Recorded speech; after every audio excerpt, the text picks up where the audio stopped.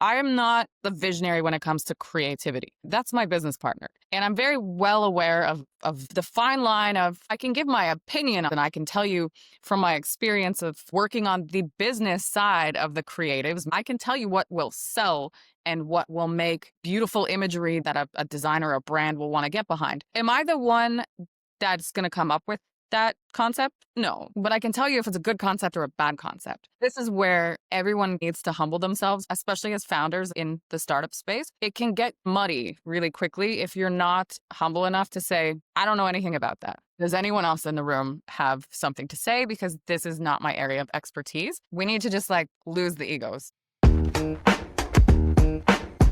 Welcome to the CTRL ALT GAB podcast, where we sit down with tech founders to break down how they scale, pivot, and grow. I'm your host, Gabrielle Walthers. Let's dive in. Hello, everybody, and welcome back to another episode of the CTRL ALT GAB podcast. Today, we are joined by Amanda Dorenberg, who is the CEO of Megalomaniac, which is a for-profit, nonprofit media arts company. We're so excited to learn from Amanda, her experience as a person. Thank you so much for joining us, Amanda. We're so lucky to have you today. Thank you for having me. So excited Awesome. to be here. So to kick things off, I want to learn a little bit more about what led you to where you are today. What led you to take on yet another entrepreneurial venture in the form of Megalomaniac that has a big not-for-profit side. I think the intersect of all of the things that Megalomaniac touches is very interesting, and there's clearly a lot of personal connection and history there as well. So what was the personal and professional convergence that propelled you into the space? It's been a journey. I will say that. I look at Megalomaniac as a bit of a homecoming because it bridges almost everything that I'm both personally and professionally passionate about. I started my career in fashion as a fashion model, and in my early 20s, I opened a model placement agency and an artist representation agency that specifically worked with photographers, directors, DOPs, cinematographers, etc. But it was a global company, so I managed models and photographers in all of the major fashion cities. It was very much focused on fashion and art. And then in my late 20s, I had some medical situations. So I had brain surgery from 2 aneurysms that ruptured while I was on set at a photo shoot, which changed the course of my career. I had also graduated high school when I was 16 and went to college for computer programming. So I'm very much in the tech space. I loved the nerdy side of things, but I also loved bringing the tech into the marketing world and into media, understanding how the two worked together and really complemented one another. So post the medical recovery, I went into more of an entrepreneur focus with a couple of different ad tech ventures that I was part of. And from there, we sold those. There was 2 different companies. We sold them to 2 publicly traded telcos at different times. One was in 2012 and one was in 2017. And then I took over a data science company. But while I was working on the data science thing, I felt a need for the creative juices to get flowing again. And that's when we started AMG, Arts House Media Group, which is the parent company of Billboard Canada, Billboard UK, and Rolling Stone Canada. After 2 years of working with my former partners and building that, I felt compelled to be focused on something else, something that was more meaningful to me as an individual. And that's why I say Megalomaniac is very much like a homecoming, because it brings me back into my roots, if you will. And the philanthropic side of things helps us give back to youth. So the not-for-profit subsidiary of Megalomaniac is called Future Society. And we're very much focused on children and youth under the age of 24 and all of the initiatives. So we do programming, we do educational programming, we do mental health programming, anti-bullying programming, and education for both the children and the parents in the anti-trafficking side of things as well. So what led me to this was a deep passion to take all of my experience and try to give back and create something for the next generation. It's really impressive to me how people are able to take the sum of everything that they've tried and experienced and extract the elements that were meaningful and rewarding for them and reorganize them in a way that can exist as a company and be for profit and be successful. It's very clear from our limited interactions that this is a sum of your parts, and I think that's so special because without that personal connection piece and the level of experience that you bring into all of those sectors, those are the pieces that make it unique. I'm very curious to hear your take on your personal intersect between technology and arts and fashion. Come from a performing arts background. Outside of the work that I do with Freshly, that I love very much, I also do stand-up comedy. Being in the performing arts space and also being in the tech adjacent space is interesting for me to see the overlap and how they can feed into each other, and how my skills as a performer and as a person working with tech and with tech companies, how those can feed off each other. I'm wondering if you can speak to that piece specifically from your experience. Certainly. I believe that tech is everywhere in our lives. I mean, we live and we breathe technology. We're communicating virtually right now. That's leveraging a form of technology.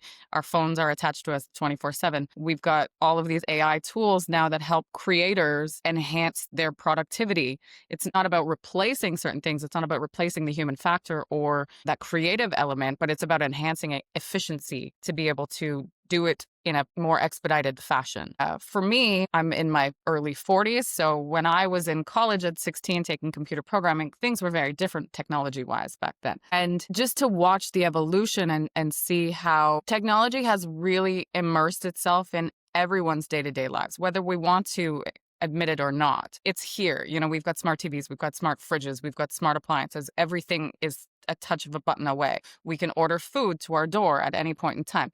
We didn't have this back in the day. So for me, it's like an expansion of the gig economy with like the Ubers and the Skips and all of that sector. From a creative perspective, I think technology is so important to embrace as a creator, as an artist, because even from a digital standpoint, musicians and producers, singer-songwriters, media professionals, what are we relying on? Photographers, videographers, what are we relying on? Technology. We're relying on it to edit, to build, video content, to build layered sounds within our creative production studio that we're working on. And it's no longer an analog component, although I do believe that analog, particularly in the sound and in the music industry, analog sound has a beautiful place that is layered into the technology side of things and into the digital era. I just see them as like the tech and the arts and creative space. I just see it as two really complementary sectors. And I just think it's something that should be embraced. I don't think anybody should be afraid of it. Definitely. For you and me, that's very apparent in the day-to-day work that we do. The potential harm that it can have on the arts and live performance art and stuff like that specifically. Is that something that you've had to come up against? And if so, how have you been able to mitigate that fear and open people's minds up into seeing the possibility as opposed to potential negative side effects? Yes, it certainly has been, particularly within. So the data science company that I mentioned that I ran was in a very traditional media industry of out of home, which is like billboards on the side of sidewalks and streets. And, the old school thought process is that you don't necessarily need technology to power that. But then the digital transformation happened where a lot of digital out of home assets were coming into place. And that inherently is a digital transformation and thus a transformation in the technology space. In that particular industry, there was some resistance, I would say, but predominantly just due to a lack of education on the technology that was being implemented and a bit of fear. So fear of potentially losing my role or my role not being as important because technology is inherently meant to increase efficiency. I think in any industry, whether it be a traditional media industry, whether it be the arts, the fashion, the cultural space, entertainment, wherever, I think if somebody is resistant to technology, there's likely just an inherent resistance to change. And so there's just a need to make sure that that individual or those individuals or the group of people are comfortable with what's happening and why it's happening. For me, it's more about transparency and education. And this is where like the leadership side of my career comes in, because I've always wanted to understand who the people are that I'm working with and really get to know what drives them. What are their core values? What motivates you? Some people are very career motivated in a fiscal capacity. Others are career motivated in a growth centric capacity. Others are motivated in a way that they just simply want to give back and they don't care about the fiscal side of things. For me, it's always about getting to know the audience, and if there is resistance to anything, whether it be technology implementation or adoption of a new process, it could be across any facet of the business. So for me, it's just about understanding the people and really getting to know who they are, what drives them, what motivates them, and helping them be comfortable and transparent with why this is necessary, and ensuring that they're still comfortable with the fact that, like, hey, this isn't going to affect anything with you. This is just to help you and help the organization. Definitely. Yeah, I think for companies that I'll say are less creatively motivated, have a big job in the education side of things. And so I think the arts give an advantage almost in that space where you're dealing with creatives, you're dealing with people that are open to new things and open to kind of expressing themselves in unique ways. And I think there's a opportunity there to just kind of bring them in and say, think about it this way. It's going to feel a lot less scary when you see how to leverage what you're already doing and make you more efficient and make you more wide reaching. Well, think about how many content creators, and artists, whether that be a visual artist, a traditional painter, are leveraging AI to help them create their video production for their marketing campaigns. That's a huge asset for them. That's not Mhm. something to be scared of. That's a benefit, Mhm. and that's going to help you get a much broader reach. Yeah. I think it's also interesting just seeing how myself and my peers in the art space have been able to use AI as a way to maximize your internal creativity almost. Like Mhm. using these language models as sounding boards for ideas, using them as like random idea generators, using them to, see connections that maybe you haven't seen before and using that as your jumping off point to write. So it's been interesting for me on like in a personal artistic journey to see how all the different use cases of these automations and these efficiencies. Think about the ideation process as a creator, as like an artist, particularly in the writing capacity or even in visual arts. Like, you can now use technology to actually inquire as to, has somebody else done this already? Has this topic been written about, and in what capacity is my approach a little different than what has been done historically or what may be popular historically? I just think there's so many benefits to creators with leveraging tech. Yeah, I definitely agree with you. This actually reminds me of something that I've heard people mention a few times that really encapsulates this whole phenomenon in all the different ways it manifests. And that is, I find a lot of this fear is coming from a place where people are feeling displaced by progress. They see these new companies, these new technologies and new use cases come up, and they're feeling like they're being replaced by the way those progressions are happening. And I mean, that can be applied to a lot of less happy themes like politics and stuff like that as well. But in relation to tech and AI specifically too, I think that feeling is what's happening with a lot of folks as they feel that their place is getting taken over. And the job of founders like yourself that really don't feel that way is to bring people onto the other side and say, this is how you're feeling, but this is why you're wrong, ultimately. It all comes down to transparency and education. Just communicate with people and make sure that they're very comfortable with what's happening and why it's happening. That, from my perspective, is sound business overall, whether it applies to tech or whether it applies to any type of implementation or major change that will affect people within your organization. Like, let's communicate. Why are we doing this? Why is this necessary? Yes, it's going to take some time for the organization to adopt and adapt to this. However, we're here for you. Let's talk about it. Let's talk about the frustrations of having to use a new tool. It's annoying. It sucks. It takes time to learn, and it's maybe keeping you off the street from your other job of like sales or marketing or other initiatives. I understand that. But I think there's an inherent requirement for founders and leaders to ensure that those who are working with them are very clearly aligned, because there's open communication. There's not, Mhm. you just have to do this, so suck it up. Yeah, so do it. I'm curious now. I want to shift our focus and look more at the specific case study of Megalomaniac. I want to focus on an element of your company that hasn't really been a part of any company you've had on the show so far, and that is the for and not for profit two-prong approach to your offering. And I know we're still in those early days. You have a launch event coming up soon, which is very exciting. I'll say this is a two-prong question. What unique opportunities and on the other side challenges come with running a company right from the get-go that crosses into those two areas? So first and foremost, I'll answer the challenges, and that is with respect to business structure. And for all of the fellow founders and entrepreneurs listening and tuning in to this particular episode, it needs to be structured in a way that, of course, you have individual P&Ls for each of the subsidiary organizations, but there is a core allegiance and core value prop to everything that you're doing, because a lot of companies that dabble between for-profit and not-for-profit can be perceived as, well, you only have a not-for-profit because you're looking for donations or you're looking to fund certain things, but that's not the case. And so we spent a great deal of time, almost 6-7 months, ironing out each of the different divisions and the value prop for each of those initiatives and each of those organizations, and why they tied into the not-for-profit side of things. Why is the not-for-profit so important?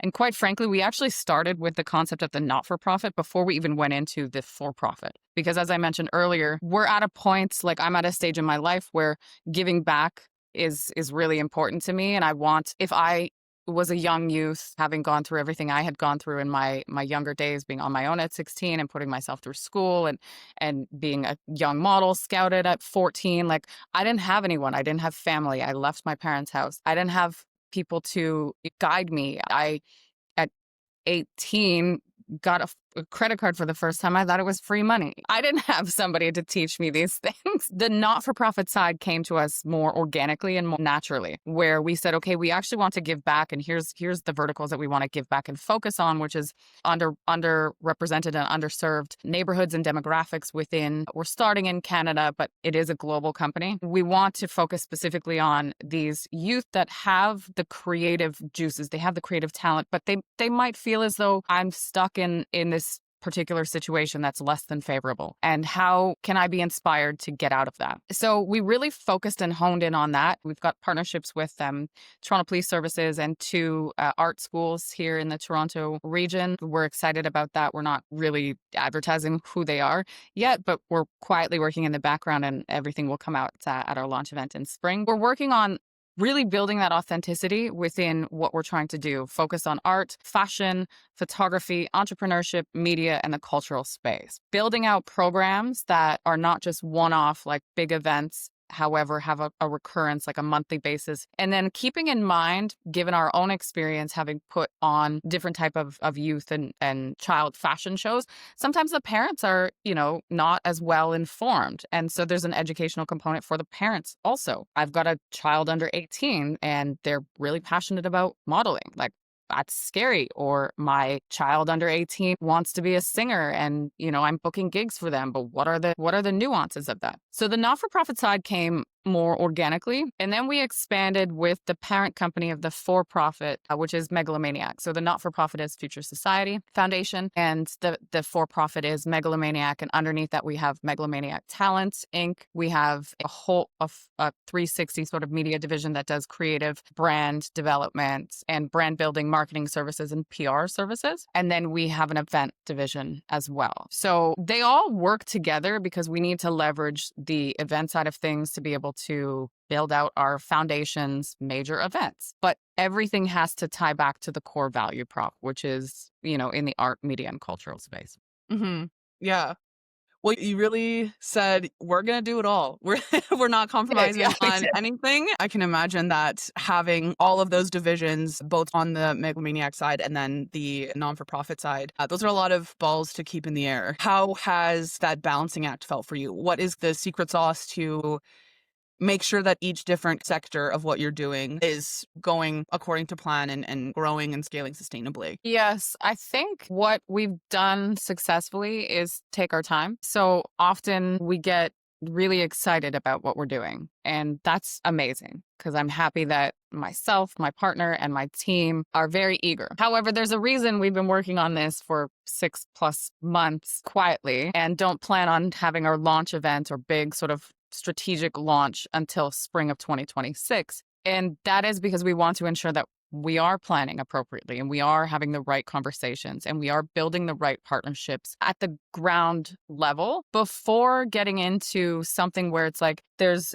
big splashy media and then it becomes even more overwhelming and there isn't a sound plan and fundamental core operational plan in place for each of the divisions. So that's what we've really been focused on is the operational planning side of things versus just going out to market and saying, hey, we've got all of this great stuff. Let's get all of this amazing press, which we can do, but we don't want to do that right now. We want to make sure that the foundation is built before the siding goes on the wall. And that takes time and it takes patience. It also takes investment, and investment can be an investment of your time or dollars because you have to build a team while you're not necessarily bringing in any type of revenue at this stage because you haven't formally launched. Do you know what I mean? So it takes patience and it definitely takes dedication and passion. So if you're looking to start a business and you just want to do it because you want something that's like splashy and out there, not, in my opinion, the right approach.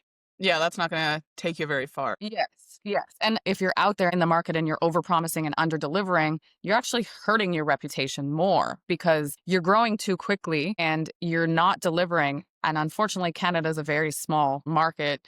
The media and entertainment industries are very small. So you can easily burn bridges by the overpromise and underdelivers. So from my perspective and my experience, it's better to just take your time and plan out exactly what the roadmap looks like. Okay, so we've got a target for a launch event, but what happens after that? And why would somebody want to partner with us in a long-term, strategic partnership versus I just want to be involved in the one event? What's the value prop for both potential partnership opportunities? And I think a lot of people and a lot of founders and more inexperienced entrepreneurs will just jump right in 2 feet and say, oh, we'll just figure it out as we go. And I've seen that doesn't necessarily yield the best result. Definitely. You actually pointed at a very niche pain point with regards to being in the entertainment and media and not-for-profit space and in Canada. It's a small market, and especially in the art space, it doesn't take much time to know a lot of people. Correct.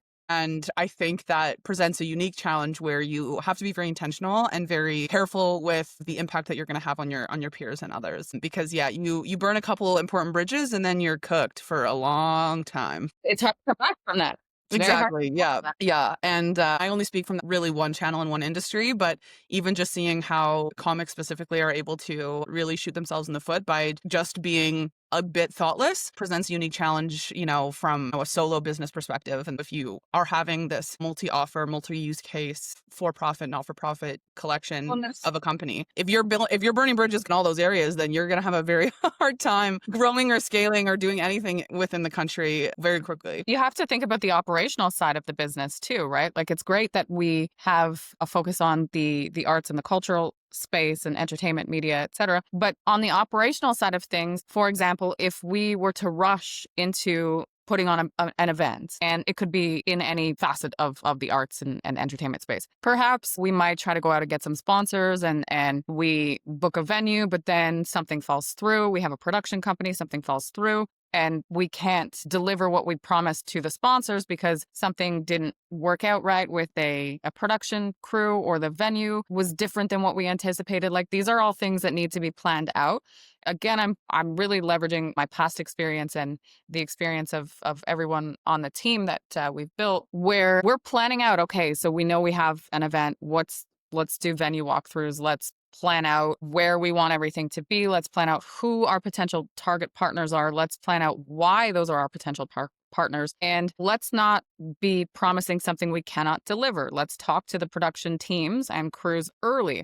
Let's talk to the talent early because we obviously need to have part of, a little sneak peek preview. We're going to do a massive fashion show. So we need to talk to the models. We need to book the models, we need to get the designers, we need to ensure that we've got major brand partnerships. So we want to be very thoughtful and intentional with how we are approaching this versus just going out and being like, yeah, we can do this. I know a bunch of models.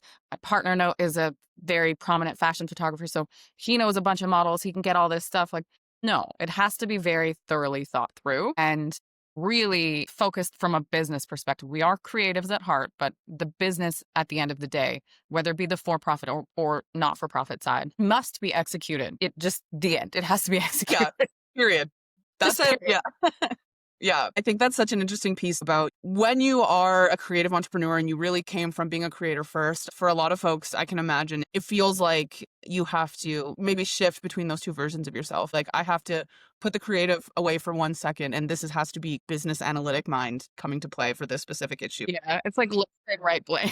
For real, though, honestly, even if we just look at what the flow state feels like for something creative versus what the flow state feels like when you're doing something business operationally, those are two very different mental spaces that you're in, but you have to tap into like different parts of yourself to bring out those strengths. And I think that for people that are disinterested in the creative sector, that's totally fine. I think we need those people in the world for sure, but it does make it hard to explain that phenomenon and the importance of keeping those elements of yourself working in harmony. This is a tough thing to explain to someone who doesn't really get it too. How do you find that? Is that something you've had to mitigate? Is that about just keeping a good network of people? What does that look like for you?